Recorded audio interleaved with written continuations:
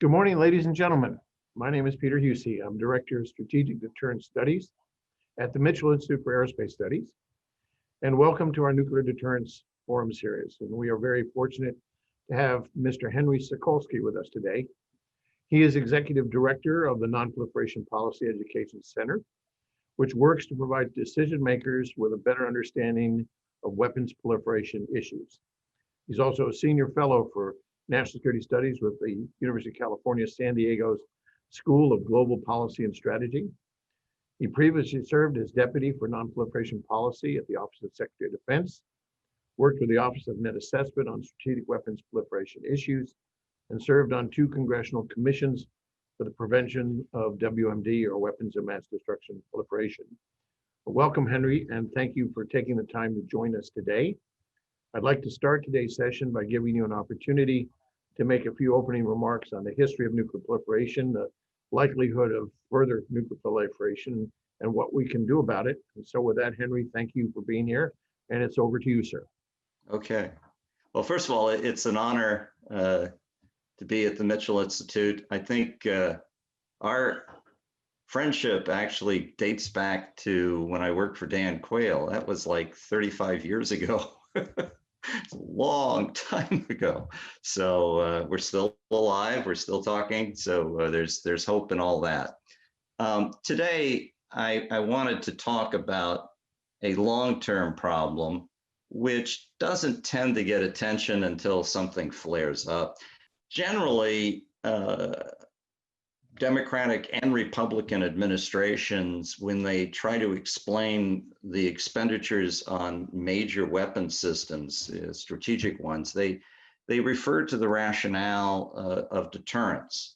And this is hard to object to, the idea of being strong to prevent wars is certainly the most respectable argument there is for defending oneself. I think we need to reflect, however, how sustainable this is if the bomb spreads. And it's timely enough to think about, because there are some indications now that there's another cycle of interest in countries getting nuclear weapons. And it's a constant problem since 1945, but it's undergoing a cycle in the market going upward now. So it's worth paying attention to. Okay, so let's take a look at what questions we're going to try to answer in this presentation. First, does nuclear proliferation weaken deterrence? Okay, short answer, yes. How likely is more proliferation? I think I'm going to say plenty. I have been on watch since 1974 on this, and I'd say the market is heating up, not cooling down. I think it cooled down in the 90s. It's heating up again. And what can be done? Short answer, a lot, and we'll get into it. So why don't we take the first question and move through it?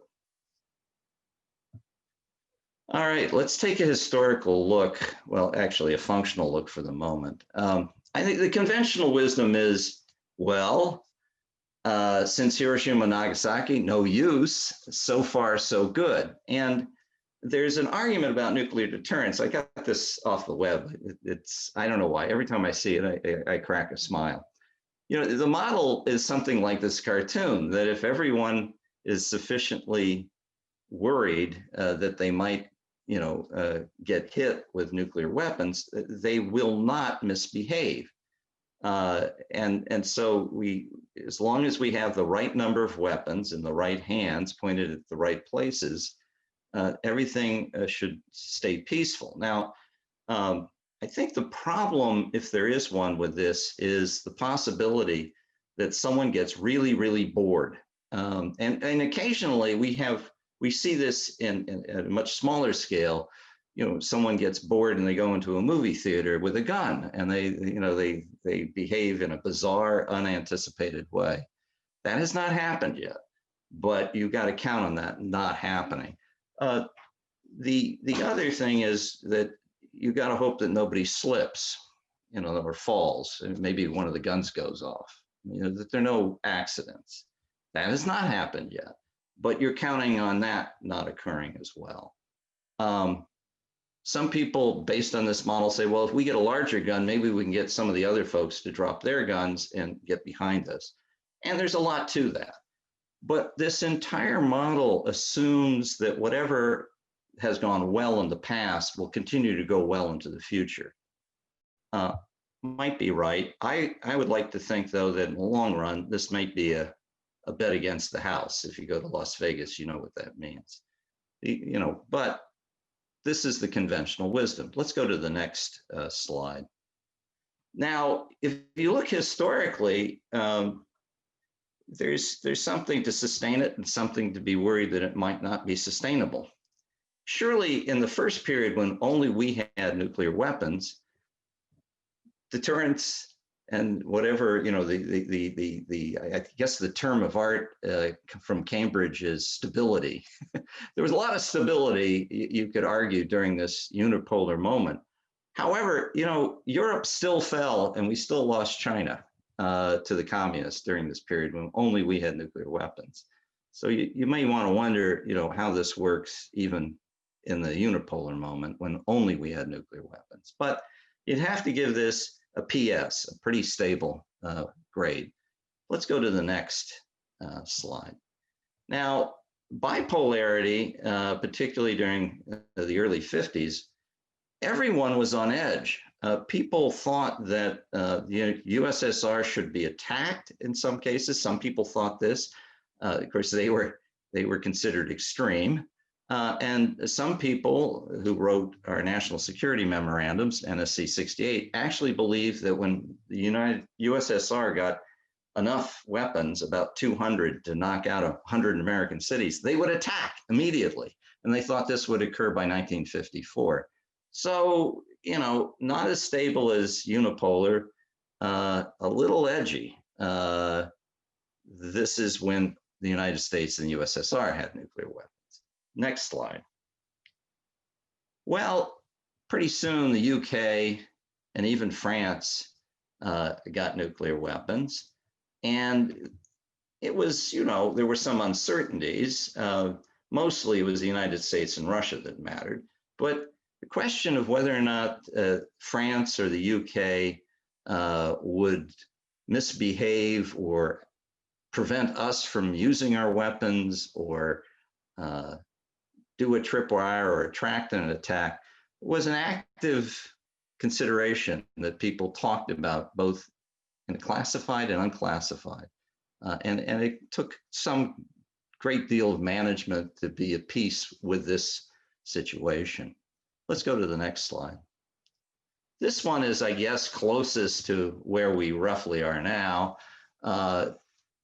This was presented to me by state policy planning in I think the second of the Bush II administrations. And I was being wooed with an argument that, well, what if the United States shared the means to get nuclear weapons in the form of peaceful nuclear energy to other countries to stabilize things? And I said, well, good luck with that.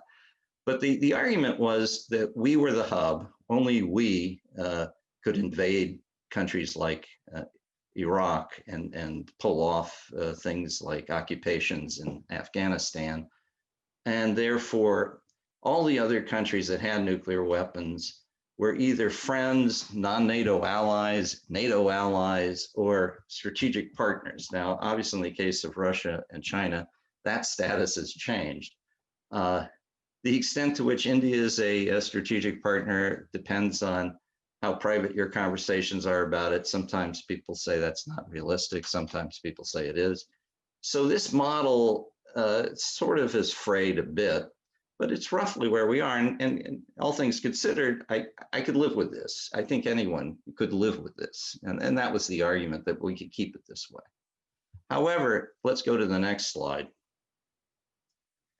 This is where I think we're headed if we continue with some of the policies we currently have in place, which I would describe as a la carte non-proliferation efforts. We have different kinds of restraints for different kinds of countries. And certainly it would be, naive and and churlish to argue that there should only be one rule for all of them. So there's a lot of merit to that tailoring, but for reasons we can get into in Q&A, I think we've exhausted the value of a la carte to the point where we're running out of runway with regard to that kind of tactic. And a number of countries that have desires to get nuclear weapons are now acquiring some of the technology necessary. And it's conceivable that the world at its worst would be something like this. I think this is avoidable, to be sure. I mean, I don't think this is at all inevitable, but it focuses the mind. Now, I once showed this to a friendly hawk that I know, and he said, "Oh, well, all that means, looking at this chart, is we just have to, bulk up and get more military capability." That is not my takeaway. I call this a nuclear 1914 scenario, where the limits of humanity's ability to deal with one another are realized, but now the ammunition is nuclear, and so the results could be quite much more catastrophic. Let's now go to the next slide. All right, now, if it was just me, you could dismiss it because, well, I'm not that important, okay? But I always say, what do the important people think? Sometimes it matters. But this is Henry Kissinger. I think this is a pretty good take. If one imagines a world of tens of nations with nuclear weapons and major powers trying to balance their own deterrent equations, plus the deterrent equations of the subsystems, deterrence calculation would become impossibly complicated. To assume that in such a world, nuclear catastrophe could be avoided would be unrealistic. Well, that's what he says. If we like authorities to guide our thought, I would go with this, sort of a cautionary warning. You can't prove the future. We're having a hard time actually proving what the hell happened in the past. So, if you don't want to subscribe to my Church of Doom and Gloom, you can check out now, all right? But there are other people in this church, in the pews, that, have these views. And I think we got to give it some credence, I guess is the way to look at this. All right, next slide. How likely? Well, I think it's more likely than it was before. First, I think what's different, let's say, as compared to, let's say, a half century ago, that's 50 years ago, sort of, well, see, half centuries, Jesus, that's 1970, maybe it was 60 years, but roughly a half century ago, there really weren't many workable designs out there. Now there are. This design was actually posted on the IAEA website for about 6 months. So who knows? And it was a bit more detailed than this. A lot more detailed, and it was embarrassing. They had to take it down, and people were apoplectic that it went up. So it looks to me more or less like a Mark III design, 1945. Pretty crude, but there it is. I just want to check something here. No, that looks like, let's see, reflector, tamper. Oh my. I'm sorry. This is unavoidable. Okay. I apologize for that. Actually, this design, I believe, was called a levitated pit. It was a bit more than just 1945, more like 1949. Go to the next slide. Well, the Iranian design definitely is a levitated pit, and it had a very elaborate ignition system, which may have ironically benefited from a mishandled operation the United States had to try to disinform them, which did not go well. But this design, is the one that we know about. This has been reported. Next slide. This is interesting. A 2-point ellipsoid design was mastered by the Swedish in 1956. So the question occurs, this is not available to somebody else so many years later. This is a very advanced design as the designs go. Next. Well, here's something that looks like a thermonuclear device. Is it? Would any tech transfers possibly occur from North Korea? Inquiring minds want to know. This is very different than 1960 or even 1970. This is a different world. Okay, next.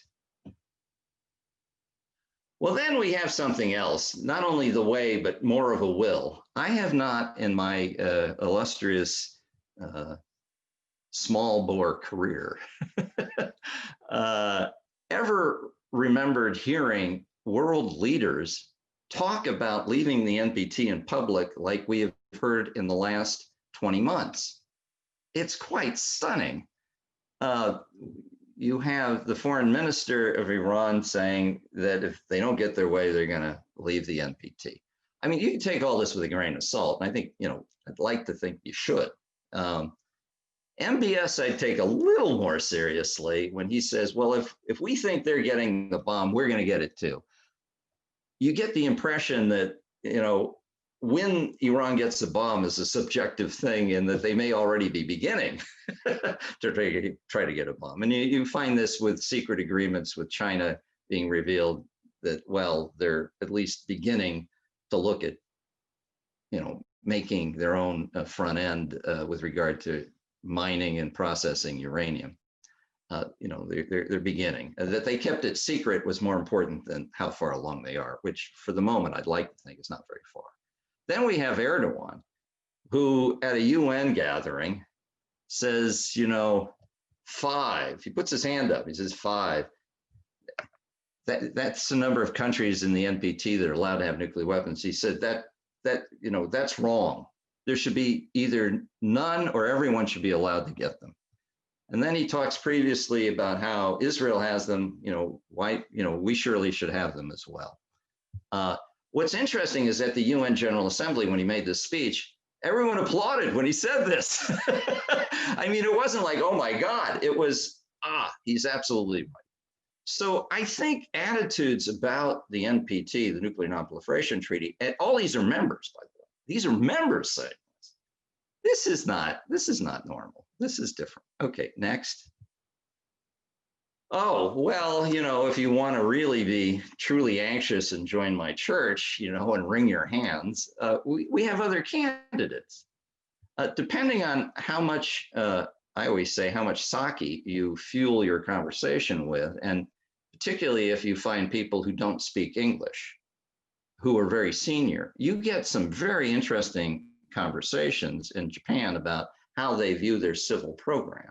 It's sort of like a virtual deterrent, they refer to it. They are thinking and have always thought about this. It's been repressed for a lot of good reasons, and we'd like to keep it that way. At least I think we should. But it isn't like it isn't there. And in South Korea, this is the country of sharp elbows compared to Japan. They talk. And you go to the parliament, and they say, we should get an option.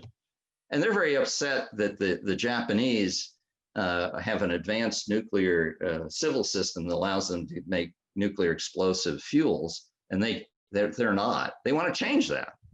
Well, watch this box. It bears looking at. Next. Okay.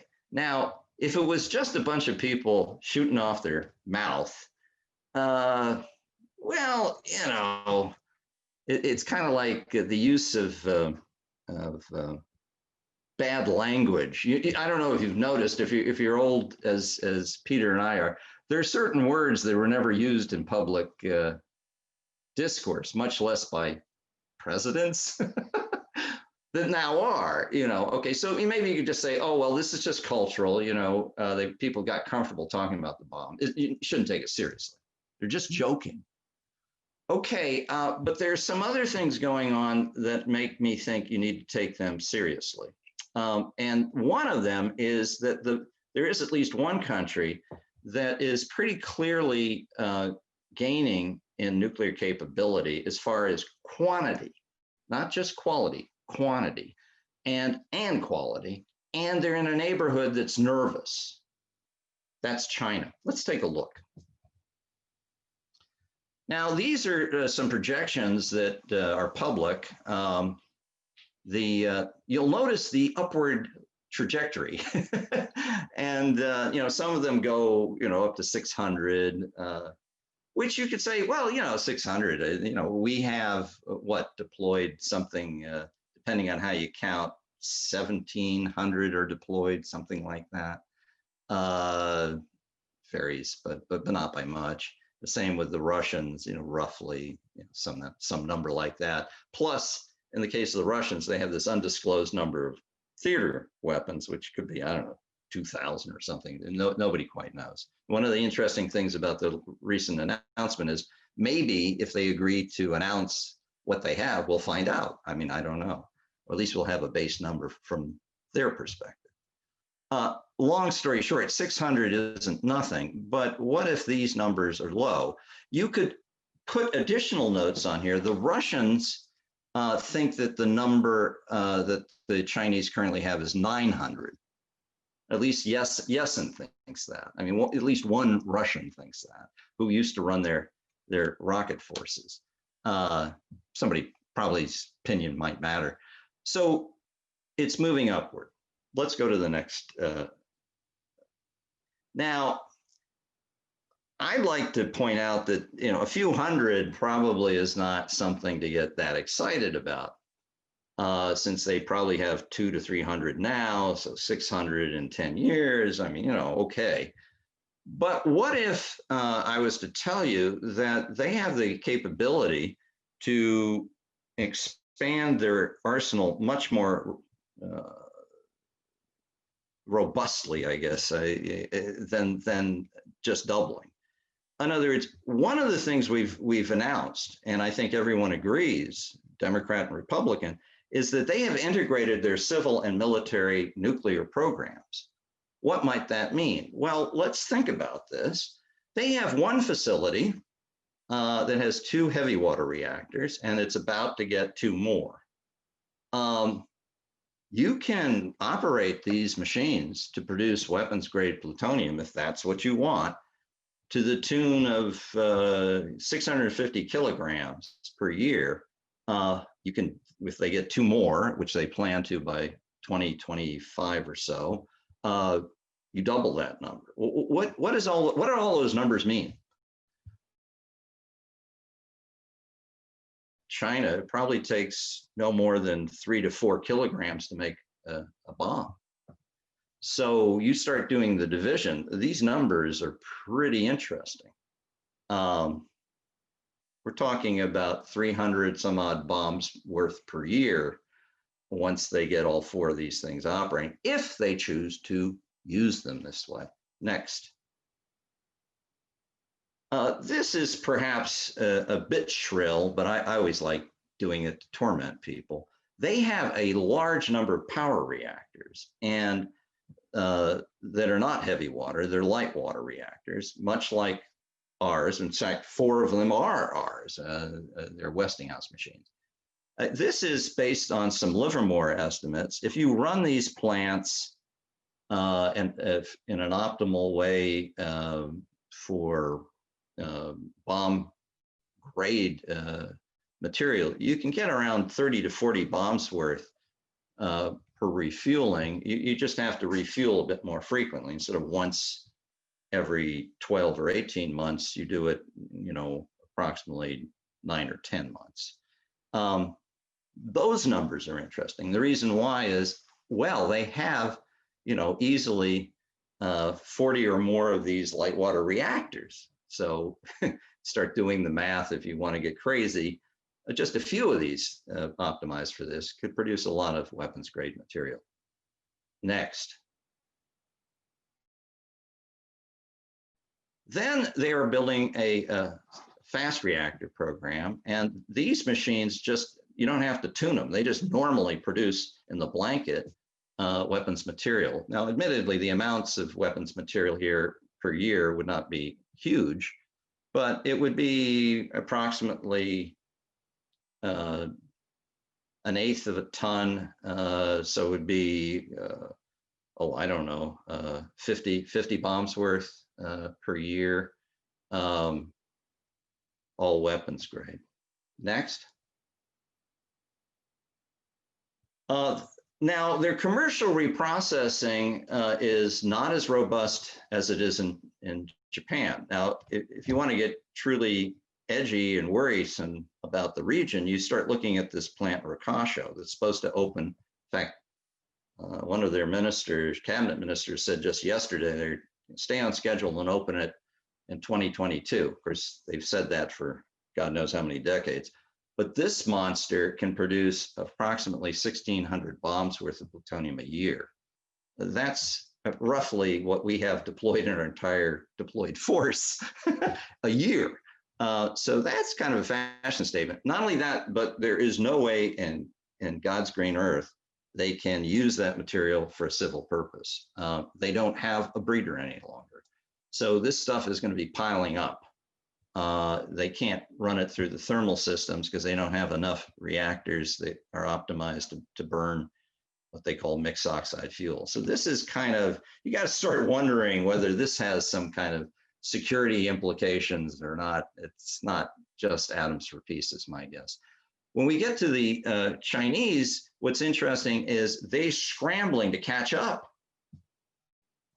They have a small pilot plant that's been operating since 2017. They have a plant they're building that'll come online in 2025 that's 4 times as big. And they're talking to the French about buying a copy roughly of the Rokasho plant the Japanese have. Meanwhile, the IRAQI, it's a question of, it's not clear what they're doing. They just announced they stopped funding their own pyro reprocessing facility, but it's subject to another decision later, presumably the next 12 months. Let's go to the next slide. This gives you, some ideas about these, the amount of materials that can be reprocessed with these different reprocessing plants. However, in the case of China, you want to go, these are big numbers, by the way, really big numbers, and relatively soon. To give you some idea, if you go to 2025, using a conservative estimate of what's being brought online by China, you get something on the order of about, by 2025, about 5 or so tons a year. Well, that's, if it's 3 to 4 kilograms into 5,000, you get a big number. Okay. All right. Now, this, however, I need to warn you, is of commercial power reactor grade fuel. So you might want to go to the next chart. It could be, if you're really, really worried that they could be producing small reprocessing plants capable of making a bomb's worth a day, which is, a big number, very quickly. This plant to the right was designed by industry to prove that there was no way you could ever know if someone was reprocessing. So why even worry about controlling for it, was the argument. That argument didn't go over too well on the Hill back in the day, but the industry made their attempt. But I think they had a point. You could build this in 6 months. No one would know about it. It would operate within a week of startup and produce a bomb's worth per day. And if you think that sounds a little theoretical or crazy, we have the Israelis here, more or less having a reprocessing plant that's quite small, that's hidden as well. And for all intents and purposes, we did not know about this for quite a long time. We didn't, and we were quite friendly, and we were inspecting the facility. So I think that's kind of interesting. So if you want to get really anxious, there could be a capacity to reprocess that isn't visible. Next slide. Then there's plenty of enrichment. The Chinese in particular have plans and surplus separation capacity. And to be honest, the Japanese are trying to start up and have a pretty robust program, which is much smaller, but far in excess of any of their needs as well, given that they can buy enriched product from us and any number of countries quite easily, as can and do the Chinese. So there's this kind of overhang. Next. I did this last night to give you some idea. This is very notional. Let's assume they have no stockpiles of surplus weapons, plutonium or uranium at all, which is not true. They have some. You can look on, there's a site called the International, the panel on, let's see, the International Panel on Fissile Materials, open source, IPFM. And what you get here is some numbers, some tons. I'm going to just put all that aside. Let's assume that they run the heavy water reactors and they optimize it for weapons grade, and that they just take 2 of the some 40 odd or more light water reactors they have and optimize them. And then they use that fast breeder reactor when it comes online to make weapons material. Well, by 2025, there's some materials that I hope will be distributed. I have 4 articles, and one of them is a contract with someone at Harvard who knows a great deal about the Chinese program. It's probably the best single paper you can get. And he gives a medium case for something called Plant 814, which has not been utilized. If the medium cases of this one enrichment plant is used, you get this enormous number. To give you some idea, roughly for an advanced state, you should assume around 12 kilograms for a weapon. This gets complicated by weapons design and what do they call it? The composite cores and all that, but roughly rule of thumb will work. These are huge numbers, and they're huge numbers early on. If you do your math, you just looking at the plutonium triggers, you're talking about 1,000 plus additional weapons that might be tapped, and in the case of 2030, well, 2,000 to 3,000, and that's not even including if you do composite cores with enrichment. The number multiplies. So these are just orders of magnitude more than what we're talking about. Flip forward. All right. Well, doom and gloom. What's the good news? Couple of thoughts. I think when we now are, it looks like we might be engaging the Russians. It's not entirely clear. The news is a little garbled, but if and when we engage the Russians in strategic weapons related talks, I think we need to add a topic. I would add, will they join us in backing at the next NPT review conference, which is probably next year or the year after? The COVID is raising questions as to when it will be held.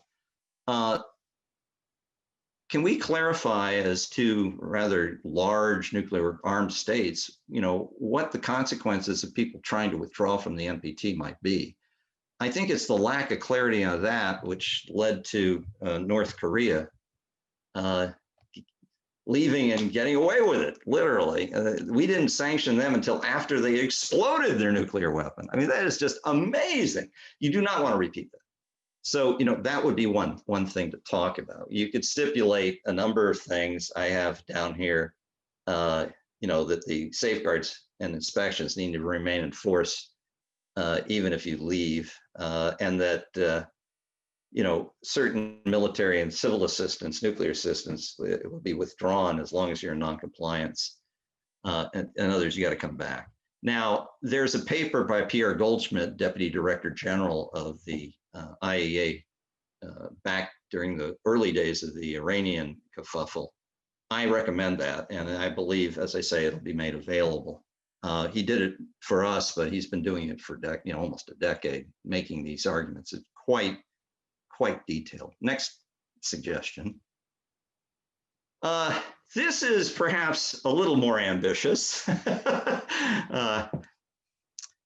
By the way, this is not a field for the faint-hearted. If you have any qualms about not succeeding immediately, please leave the room.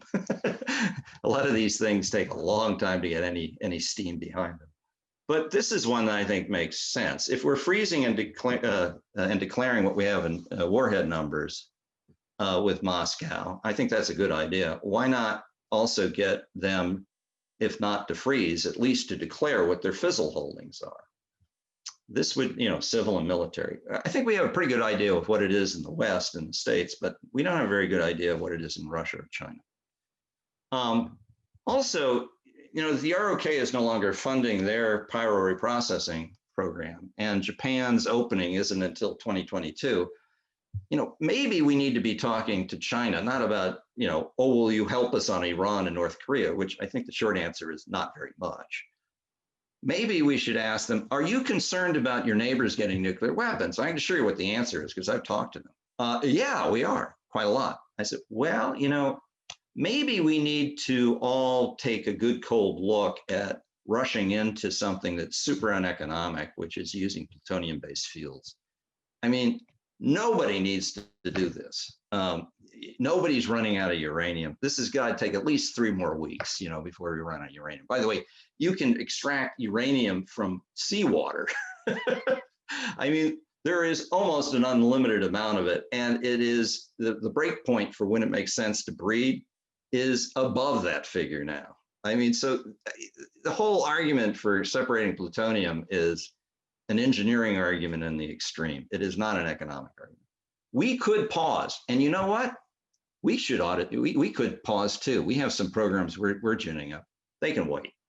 We ought to offer it, smoke them out. Maybe they say no, but that would be interesting and useful. Also, we should seek support for what I call a reprocessing and enrichment-free zone. Victor Galinsky and I made this argument in foreign policy. It's also attached as one of the readings. Third, and then we go to 4 and we're done. This one we actually have control over entirely. We do not need to have other nations. I think we need to stop pushing nuclear energy abroad. I mean, it's one thing, I'm not saying ban cigarettes, but stop pushing the sale of cigarettes at least. One thing that would help is if we started being more candid and shared with at least our allies, just how vulnerable nuclear power plants are to drones and accurate missiles now. This was not a problem even 10 years ago. It is an extreme problem now. And if you take a look in the recent Armenian-Azerbaijan conflict, the defense ministry went out of its way to say, well, we have some accurate Israeli LORA missiles, and we could shoot them at Armenia's reactor. This caused an immense kerfuffle and a phone call from Putin to Erdogan to try to stabilize things. I don't know how effective any of that was, but we're moving into this era. We should share that information. Also, we for years have been trying to get a law passed. I mean, I know we have because I've seen the committee staff try to gin up every 5 years, a request for a report. Can we please assess what the IAEA can do? And I know for a fact that it's limited when it comes to enrichment and reprocessing plants. They cannot get warnings of a diversion in enough time to prevent a diversion resulting in a bomb. And I think we need to be candid about that. That is, after all, why there's so much controversy about the Iran enrichment facility. We have not said this. I think that's scandalous. I think we need to be actually urging the IAEA to be more candid about this. You can monitor certain things, but you cannot get enough warning to safeguard certain things that are so close to bomb making. Also, I think we need to start using some economic models to determine what is the quickest, cheapest way to reduce greenhouse gases. There is something called the McKinsey greenhouse gas cost abatement curve. It is proprietary now. They used to have a version that was public. We should try to make that public. Why? The utilities use it, and the takeaway is investing in new nuclear doesn't look good compared to about 11 other things you do before. This should guide our export financing at the Development Finance Corporation or anything else. Then it would be nice if we knew what things cost. We need to start asking people to determine what they think energy subsidies are for various kinds of fuels, including nuclear, but not limited to nuclear. Until we do that, we don't even know what anything costs. And I think, unfortunately, there's no public interest in doing this. So this is why you have government. I mean, there's a public interest, but there's no private interest. The private interest is obscuring this. The public good would be served by trying to get a debate going about this. Last, and this should be music to everyone's ears, I think whatever you think about what the size or character of our nuclear and conventional forces are, we need to be investing in the things that are absolutely essential to their support. If we don't, it won't matter how strong we are, we're going to be subject to a possible frontal lobotomy or surprise strike. Here's a list, a notional list, I'm sure others might add to it or subtract, of things that I think will make a big difference in maintaining the credibility of our security guarantees, whether they're conventional or nuclear. And I think we need to do this. Frankly, I would not trade these things off. And if I did, I'd want to get an awful lot for it. Yeah. So that's the end of my presentation. It's all good news. And if we do 1/10 of what I recommended, I think we'll be okay, but I'm not sure we will. I'm not sure we will. Okay. Well, thank you, Henry. Those are really great insights, and let's dig a little deeper if we could. Okay. If you were sitting down and looking at the Non-Proliferation Treaty as the primary check on nuclear ambitions, and you were looking at the UN Security Council for enforcing the violations of the NPT, in your opinion, what can be done to better enforce the NPT and prevent future withdrawals from the treaty? Well, it's quite stunning. I've talked with people up in New York, and you know, we're all very apprehensive about giving the UN power. You know, we don't want to. But there's a point at which depriving them of any full-time staffers to do this work might be a little nutty. I think we can open up our wallet a little. You know, give them 1 or 2 full-time staffers to actually anticipate and inform you know, the Director General about things that are coming. That currently, they just don't have the bandwidth to do it. I mean, there's just nobody there that is working this full time. They have more people working on treaties relating to landmines. Yeah. The second question, I have a little follow-up. Well, wait a minute, I wasn't quite done. Okay, Okay. the other thing is, you've got to get a policy going, first with ourselves, then our allies, then with our adversaries, about what we ought to be minimally threatening to do if a country says they want to leave the NPT. Because otherwise, you're just waiting for it to happen and reacting to it. Yeah. Yeah, the second question I have is, you went over the, with respect to China building nuclear material processing infrastructure. Yes. And you mentioned that they're growing their nuclear energy production. And at the same time, you mentioned the DIA's, I think, report assessment that the Pentagon thinks that Chinese are going to double their warhead arsenal within a decade that we're now in. Are the Chinese gearing up, in your view, towards more warhead building or civilian energy production? And can China reasonably expected to pursue both? Let me say yes. How's that for an answer? kind of concise, a little. Yeah, I think what's worrisome to me is the lack of dialogue or discussion with them by the Japanese, ourselves, or anyone else about what they're thinking, because you know, I've talked with the people that are nuclear enthusiasts there, and they actually do believe they're going to run out of uranium. But get this, you know what date they think they're going to run out? In the year 4000. Well, if that's the case, I mean, maybe we could have we have a little time. You know, maybe we can take a time out. So there is that argument. And by the way, they get all these arguments, guess where? From us. It's the reason why it might be nice to stop talking the way we talk, because they just repeat this, and it comes back and hits us in the face. So there's that lobby. I think there are people who say quite succinctly that the civil sector is integrated with the military sector and the nuclear sector, and therefore the idea that the PLA planning bureaus don't think about exploiting the civilian infrastructure is silly. They've already done it.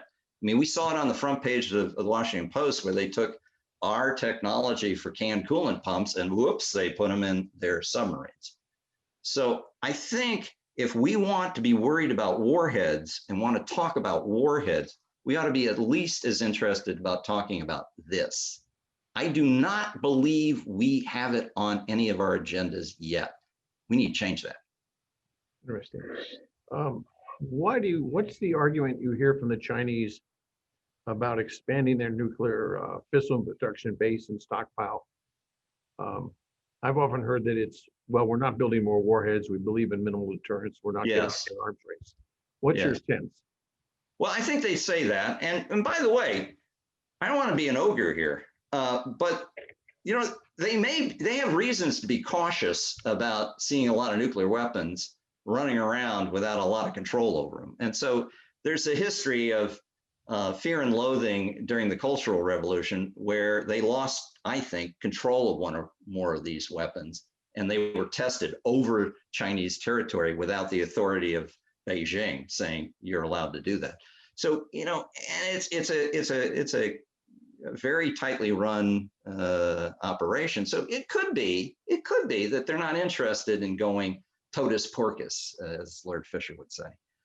But we don't know. And there are certainly China hawks that are interested and have said that they would like to get, you know, at least 1,000, and have said so publicly. So I guess what you want to do is you want to engage and propose things to get them to take more public positions on this. And we've given them a hall pass on this diplomatically, which seems reckless to me. So the other thing that they say is that, well, with the plutonium, we have to worry about running out of uranium. I think that's easily refutable. Even Secretary Moniz, who is a big enthusiast for pushing nuclear and even nuclear exports, said, well, that is nuts. So if he can say that, you know, maybe other people can. The enrichment is interesting. They have a lot of surplus capacity that's idle. Interesting. I want to follow up. You had mentioned Japan and South Korea by slowing down or pausing the construction or opening of their facilities might have leverage to deal with China's potential nuclear capability in terms of limiting, I think you call it an East Asian or Asian freeze of some kind. Could you expand a little bit on that?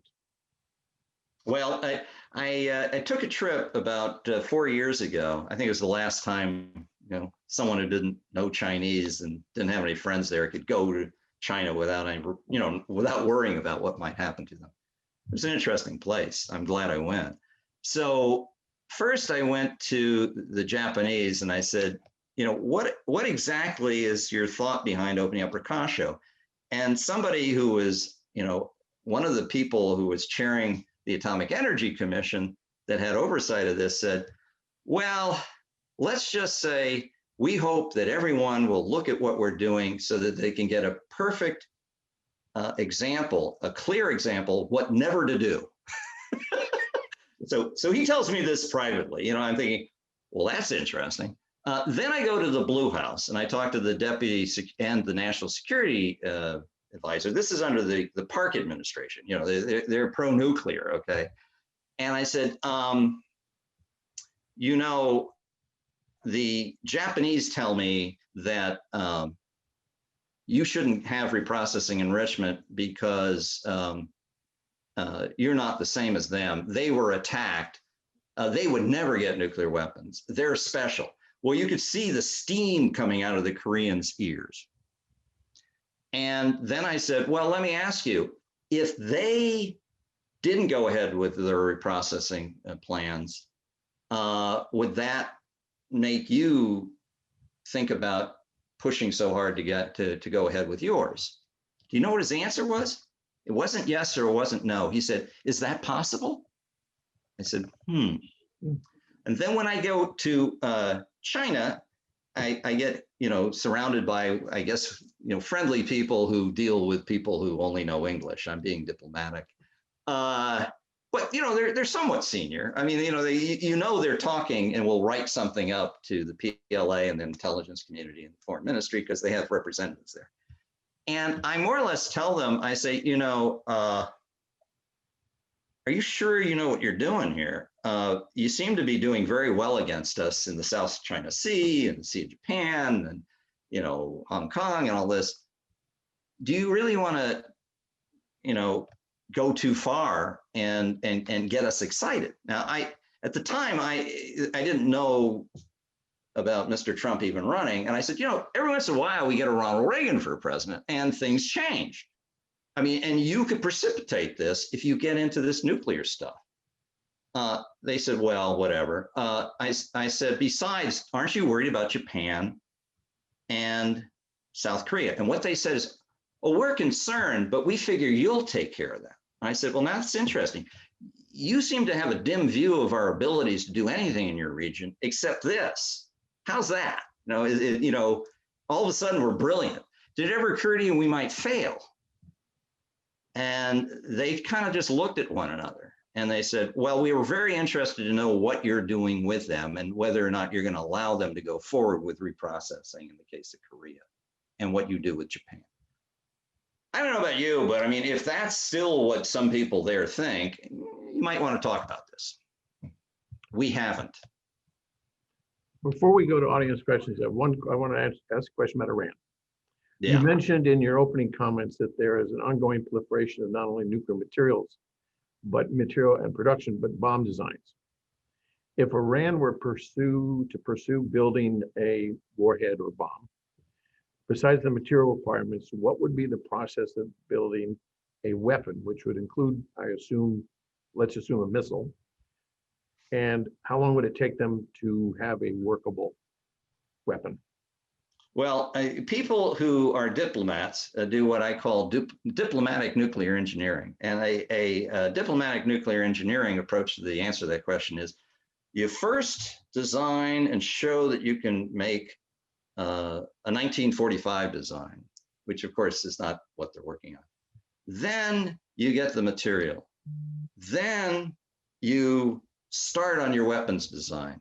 Then you convert the material. Then you insert the material in, and there you go. In the real world, historically, is everything works in parallel. And if you know anything about the Manhattan Project or any of the other projects historically that have occurred, everything is in parallel. So it could be real quick. Once they get the material, you convert it to metal. You don't even have to do that, but I'm surely you would. I mean, that's a process measured in days. You shape the core and you insert it. You have the gadget ready. Does that answer your question? I mean, yeah, it's very interesting. Let me, before we go to our audience, let me ask one more question, which last year you published a comprehensive paper covering the role of intelligence in developing non-proliferation policy. Given your experience and knowledge about this and the intelligence community, how can we best leverage intelligence and intelligence gathering capabilities to inform our policymakers on non-proliferation issues?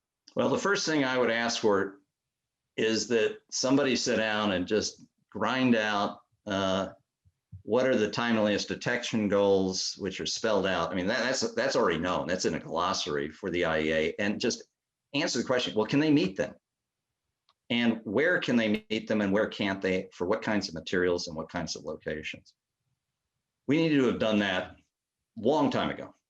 And there needs to be an unclassified and a classified version of that. And I'm sorry, yeah, we want that report.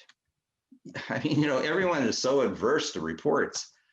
Now, if they can do it without a report and do it regularly, fine. But one way or the other, to get them going, maybe you need to, push on that front. I think more generally, however, there is a problem not with the intelligence community so much as a policy community. The policy community needs to be more playful. And in particular, they need to work with the intelligence community and say, here are the futures we want. Here are the futures we want to avoid. How do we work backwards from those futures to get intelligence requirements to make sure we avoid the ones we don't want and we move towards the ones we do. That's called planning, and we do not do it in the non-proliferation field sufficiently. That is a tall order I'm asking for, but it isn't the intelligence community that would object to this. It's the policy community that's afraid of getting caught out thinking about these things and it leaking. So the solution to that is just do a lot of it and then everyone will ignore it. But you can do the planning. But we need to get started. I mean, if we're serious about this. Understood. We have a question from our audience, which I found quite interesting. What happens if the missiles which deliver nuclear devices have hypersonic speed? That's the first question. The second part of that question was, is there a way for the US and just to develop conventionally armed hypersonic missiles? And how would you, if you had such an agreement, how would you enforce that with other countries? So one question is, what's the impact of hypersonic capable speed on missiles that deliver nukes? How does it upend the nuclear deterrent equation? And how would you go about just having conventional weapons? Well, the short answer is speed and maneuverability. It's mostly maneuverability that the hypersonic adds.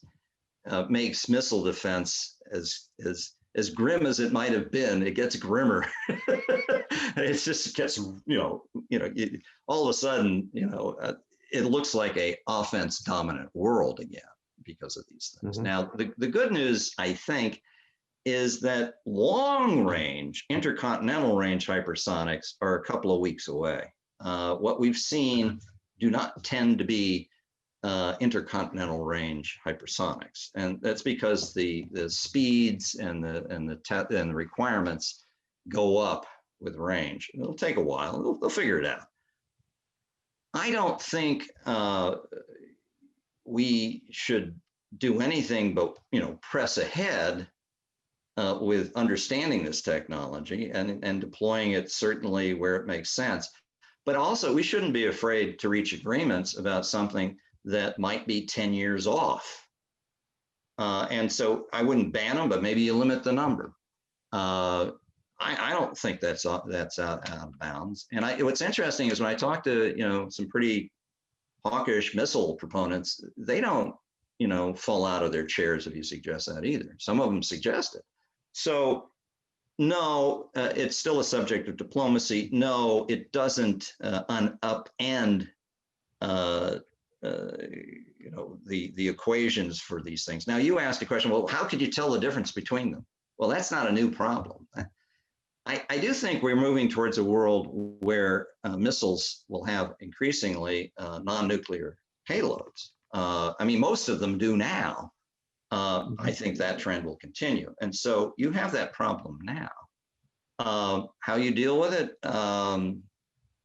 It could be that you try to set up inspection procedures. I mean, I say this with almost a smirk on my face, but we did try to do this in the case of INF. Now what we did is we banned certain ranges, whole categories. So if you're really wanting satisfaction on that front, it gets tricky. I think that's the short answer. I mean, I haven't given it enough attention. I hope that helps a little. It does. Well, we're reaching the 10 o'clock hour. I want to thank you, Henry, for taking the time to share your insights with us. And on behalf of the Mitchell Institute for Aerospace Studies, we wish you the very best in this era of ever-increasing challenges and wish you success in your non-proliferation efforts. And then as a reminder to our listeners, our next Aerospace Nation event will be next Tuesday, October 27th, with General Wilsbach. He is the commander of Pacific Air Forces. He's Air Component Commander, U.S. Indo-Pacific Command, and he's the Executive Director of the Pacific Air Combat Operations Staff. And he will be joining us from Joint Base Pearl Harbor Hickam in Hawaii. So with that, Henry, thank you very much for your presentation today, and hope to see you again soon. And thank you very much on behalf of the Mitchell Institute. Have a good day. Thank you very much for having me. You're welcome. Okay, bye-bye.